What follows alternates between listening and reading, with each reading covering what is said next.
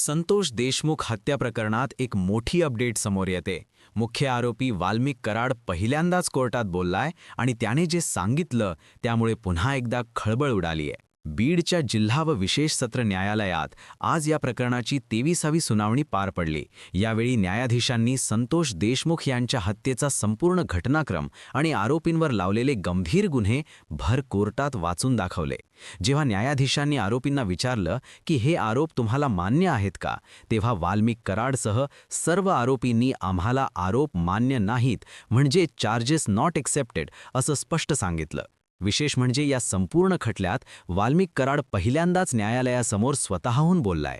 विशेष सरकारी वकील उज्ज्वल निकम यांनी आरोपींच्या या भूमिकेवर शब्दांचे ताशेरे ओढले आहेत। ते म्हणाले की आरोपींकडून डी फॉर डिले आणि डी फॉर डिरेल म्हणजे खटला लांबवण्याचे प्रयत्न सुरू आहेत। आता या प्रकरणाची पुढील सुनावणी 8 जानेवारी रोजी होणार आहे। आरोप नाकारल्याने आता पुढे खटला कसा चालणार आणि उज्ज्वल निकम आरोपींचा हा डाव कसा उधळून लावणार हे पाहणं महत्त्वाचं ठरेल। आणि मंडळी, तुमच्या हक्काच्या माझा महाराष्ट्र न्यूज या चॅनलला सबस्क्राईब करा। धन्यवाद।